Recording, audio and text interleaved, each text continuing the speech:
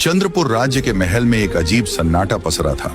राजा सत्यवीर और रानी वसुंधरा की पहली संतान जन्म लेने वाली थी, लेकिन इस शुभ घड़ी में महल में खुशी का माहौल नहीं था, बल्कि एक अजीब डर मंडरा रहा था। महल के बाहर झुके हुए पेड़, मध्यम जलती मशालें और एक रहस्यमयी हवा पूरे वातावरण को भयावह बना रही थी। अचानक आसमान में बिजली कड़कने लगी और घने बादलों से ऐसा लगा जैसे कोई अदृश्य शक्ति इस राज्य पर अपनी पकड़ बना रही हो। राजकुमारी जन्मी है, दाई ने महल में घोषणा की।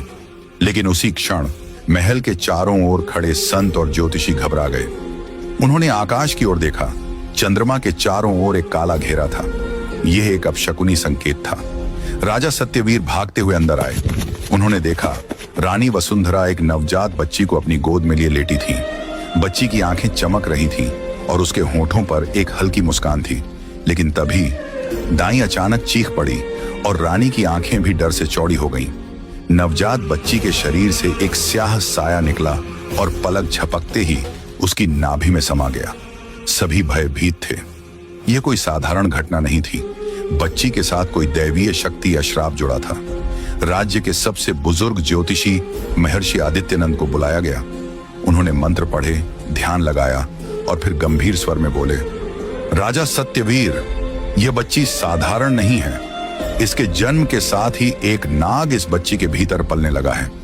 यह नाग इसके शरीर के अंदर रहेगा और जब यह 18 वर्ष की होगी तो यह नाग बाहर आकर अपना असली रूप धारण करेगा। राजा ने चिंता से पूछा, क्या इसका कोई उपाय है? महर्षि ने सिर झुका लिया, शायद नहीं। यह नाग न सिर्फ इस बच्ची के भाग्य का हिस्सा है, बल्कि इस राज्य की किस्मत से भी जुड़ा हुआ है। अगर इसका सही समय पर समाधान नहीं हुआ तो चंद्रपुर अंधकार में समा जाएगा। समय बीतता गया। राजकुमारी चंद्रलेखा बड़ी होने लगी। वह बेहद सुंदर थी। लंबे काले बाल, बड़ी चमकती आंखें और एक अद्भुत आकर्षण। लेकिन वह एक सामान्य लड़की नहीं थी। हर पूर्णिमा की रात वह बेचैन हो जाती। उनके पेट में अजीब हलचल होती, जैसे कोई जीव उनके भीतर करवटें बदल रहा हो।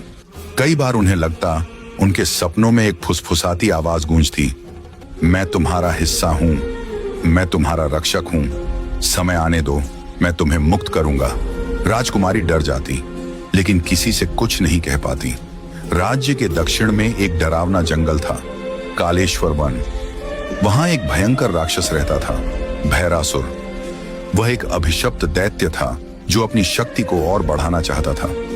एक दिन जब वह अपनी शक्ति बढ़ाने के लिए ध्यान कर रहा था, तब उसे एक भविष्यवाणी सुनाई दी। जिस दिन चंद्रपुर की राजकुमारी 18 वर्ष की होगी, उस दिन एक महाशक्ति प्रकट होगी। अगर तुम इस शक्ति को वश में कर लो तो अमृत पा सकते हो। भैरासुर ने गहरी हंसी हंसी और बुदबुदाया, तो मुझे इस राजकुमारी पर नजर रखनी होगी। राजकुमारी अब 17 वर्ष की हो चुकी थी। राजा सत्यवीर उनकी शादी करवाने के लिए योग्य वर की तलाश में थे। तभी पड़ोसी राज्य अभेगढ़ के राजकुमार वीरेंद्र को चंद्रलेखा की सुंदरता और गुणों की खबर मिली। राजकुमार वीरेंद्र बहादुर और न्यायप्रिय योद्धा थे। उन्होंने अपने पिता से कहा, मैं चंद्रलेखा को अपने लिए चुनना चाहता हूँ। मैं उसे सिर्फ देखने नहीं, बल्कि उसकी रक्षा करने के लिए उसके पास जाना चाहता हूँ। वीरेंद्र को यह नहीं पता था कि वह एक रहस्य, एक श्राप और एक भयंकर युद्ध की ओर बढ़ रहे हैं। कालेश्वर वन में अंधेरे के बीच बैठा भैरासुर गहरी तपस्या कर रहा था। उसकी लाल आंखें बंद थीं और उसके चारों ओर जलते हुए मशालों की भयानक रोशनी थी। उसकी तपस्या का उद्देश्य एक ही था, राजकुमारी चंद्रलेखा और उसके भीतर पल रहे नाग की शक्ति को अपने वश में करना। तभी एक रहस्यमयी छाया प्रकट हुई। यह काल भैरव नाम का एक दुष्ट आत्मा थी, जो सदियों से अंधेरे में छिपी थी। काल भैरव भैरासुर, तुम्हें राजकुमारी की शक्ति चाहिए, लेकिन उसे पाने के लिए तुम्हें खुद को और शक्तिशाली बनाना होगा। भैरासुर ने आंखें खोली। उसकी भारी आवाज गूंजी, कैसे? काल भैरव, तुम्हें राजकुमारी को श्रापित करना होगा ताकि जब उसका नाग बाहर आए वह तुम्हारे नियंत्रण में रहे। लेकिन यह आसान नहीं होगा। कोई राजकुमार उसकी रक्षा करने आ रहा है। भैरासुर की आंखों में जलती हुई आग चमकी। उसने गहरी हंसी हंसी और कहा, तो फिर इस राजकुमार को रास्ते से हटाना होगा। राजकुमार वीरेंद्र चंद्रपुर की ओर बढ़ चुके थे। जब वह महल के करीब पहुंचे तो उन्होंने सुना कि महल में चंद्रलेखा का जन्मदिन मनाने की तैयारियां हो रही हैं। अगले ही दिन राजकुमारी 18 साल की होने वाली थी। महल में उनका स्वागत हुआ। जैसे ही उनकी नजर राजकुमारी चंद्रलेखा पर पड़ी, वह मंत्रमुग्ध रह गए। लंबे काले बाल, बड़ी काली आंखें और चेहरे पर एक अजीब रहस्यमयी आकर्षण। लेकिन वीरेंद्र ने यह भी देखा कि चंद्रलेखा की आंखों में एक अजीब सी उदासी थी, जैसे वह कुछ छिपा रही हो। जब दोनों पहली बार आमने सामने आए तो एक पल के लिए समय थम सा गया। वीरेंद्र ने कहा, आप सच में बहुत सुंदर हैं राजकुमारी, लेकिन आपकी आंखें कुछ और ही कह रही हैं। क्या आप खुश नहीं हैं?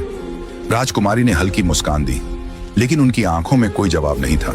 चंद्रलेखा, कुछ बातें राजकुमार शब्दों से नहीं कही जा सकती। वीरेंद्र को महसूस हुआ कि इस राजकुमारी के आसपास कुछ अनोखा, कुछ रहस्यमयी है। रात के अंधेरे में जब पूरा महल चंद्रलेखा के जन्मदिन की तैयारी में व्यस्त था, भैरासुर ने अपनी काली शक्ति से एक मायावी छाया को भेजा। यह छाया चंद्रलेखा के कमरे में प्रवेश कर गई। राजकुमारी उस समय शीशे के सामने खड़ी थी जब अचानक उनके पेट में एक अजीब दर्द उठा।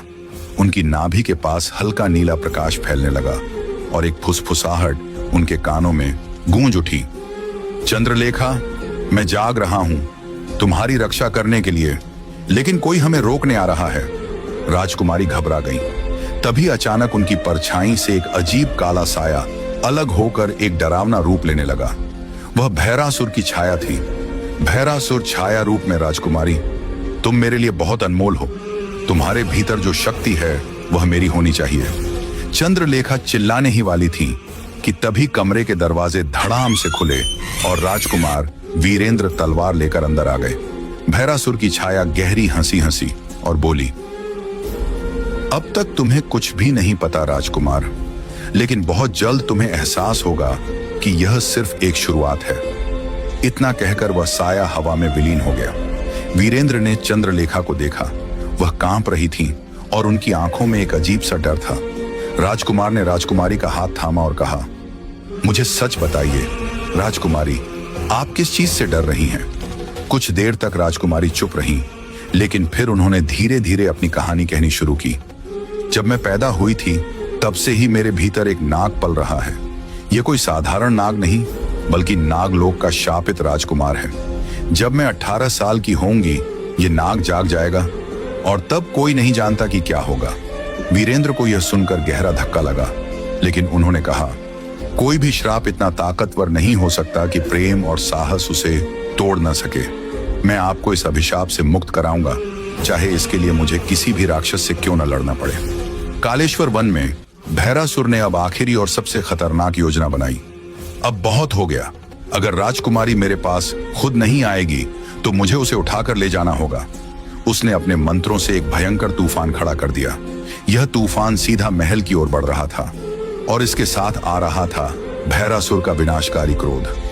रात के गहरे अंधेरे में जब पूरा चंद्रपुर राज्य शांत था, आसमान में अचानक काले बादल उमड़ आए। बिजली चमकने लगी और एक भयंकर गर्जना पूरे महल में गूंज उठी। महल के द्वार पर पहरा दे रहे सैनिकों ने देखा कि दूर जंगल की ओर से एक काला तूफान तेजी से महल की ओर बढ़ रहा है। इससे पहले कि वे कुछ समझ पाते, हवा में आग के गोले तैरने लगे और देखते ही देखते कई सैनिक जलकर राख हो गए। महल में अफरा तफरी मच गई। भैरासुर स्वयं वहां आ पहुंचा था।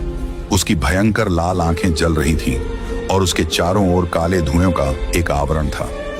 भैरासुर ने कहा, राजा सत्यवीर, अब तुम्हारी बेटी को मुझसे कोई नहीं बचा सकता। वह मेरी है और उसके भीतर की शक्ति भी। राजा सत्यवीर क्रोध से तिलमिला उठे। उन्होंने अपनी तलवार उठाई, लेकिन भैरासुर ने एक ही झटके में उन्हें हवा में उछालकर दूर फेंक दिया। भैरासुर गरजा और कहा, अब कोई नहीं बचेगा। भैरासुर जैसे ही राजकुमारी चंद्रलेखा को उठाने के लिए आगे बढ़ा, एक चमकदार तलवार हवा में लहराई और भैरासुर के रास्ते को रोक दिया। राजकुमार वीरेंद्र सामने खड़े थे। उनकी आंखों में गुस्सा और संकल्प था। वीरेंद्र ने कहा, अगर तुम्हें राजकुमारी तक पहुंचना है तो पहले मुझसे लड़ना होगा। भैरासुर ठहाका मारकर हंसा, तुम मुझसे लड़ोगे? तुम नहीं जानते कि तुम किस शक्ति को ललकार रहे हो, राजकुमार। लेकिन वीरेंद्र बिना डरे आगे बढ़े। भयंकर युद्ध शुरू हो गया। वीरेंद्र की तलवार से आग की चिंगारियां निकलने लगी और हर वार के साथ भैरासुर की शक्ति कम होती जा रही थी। लेकिन अचानक भैरासुर ने एक काला मंत्र पढ़ा और अपने हाथों से एक जादुई ऊर्जा निकालकर वीरेंद्र के सीने पर दे मारी। वीरेंद्र पीछे गिर पड़े और उनके शरीर से खून बहने लगा। राजकुमारी चंद्रलेखा चीख उठी, नहीं वीरेंद्र!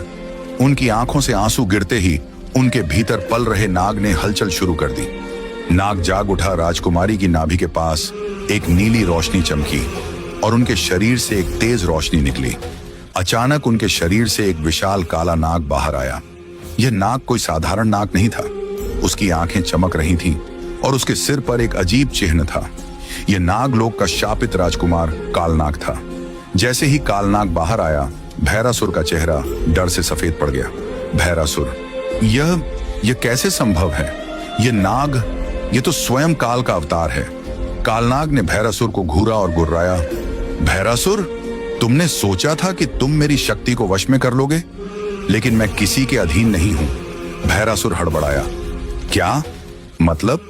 कालनाग ने कहा, मैं कोई श्रापित नाग नहीं, बल्कि नागलोक का अभिशप्त राजकुमार हूं। मुझे एक महायुद्ध के बाद यहां भेजा गया था। चंद्रलेखा मेरी मां समान थी, जिन्होंने मुझे अपने गर्भ में पनाह दी, लेकिन अब समय आ गया है कि मैं अपने असली स्वरूप में लौटूं। यह सुनते ही राजकुमारी चंद्रलेखा की आंखों में आंसू आ गए। तो तुम मेरे रक्षक थे? कालनाग ने सिर झुकाकर कहा, हां, और अब तुम्हारी रक्षा करना ही मेरा धर्म है। कालनाग ने अपनी पूरी शक्ति से भैरासुर पर हमला कर दिया। अब युद्ध सिर्फ वीरेंद्र और भैरासुर के बीच नहीं था, यह अंधकार और प्रकाश के बीच की लड़ाई बन चुकी थी। भैरासुर ने अपनी पूरी शक्ति झोंक दी, लेकिन कालनाग और वीरेंद्र की संयुक्त शक्ति के आगे वह कमजोर पड़ने लगा। अंत में वीरेंद्र ने अपनी तलवार से भैरासुर का सिर धड़ से अलग कर दिया और उसकी आत्मा जलकर राख बन गई। भैरासुर के अंत के बाद कालनाग ने चंद्रलेखा की ओर देखा। अब मैं स्वतंत्र हूं राजकुमारी, लेकिन मैं चाहता हूं कि आप अपने जीवन की नई शुरुआत करें। चंद्रलेखा की आंखों में आंसू थे। वीरेंद्र ने चंद्रलेखा का हाथ थामा और कहा, अब कोई भी तुम्हें श्रापित राजकुमारी नहीं कहेगा। अब तुम स्वतंत्र हो और मैं हमेशा तुम्हारे साथ रहूंगा। महल में एक बार फिर खुशियां लौट आईं। कुछ ही दिनों बाद राजकुमारी चंद्रलेखा और राजकुमार वीरेंद्र का विवाह हुआ। पूरा राज्य रोशनी और उत्सव से भर गया। कालनाग ने आखिरी बार चंद्रलेखा को देखा, फिर धीरे धीरे उसने नागलोक की ओर प्रस्थान कर लिया।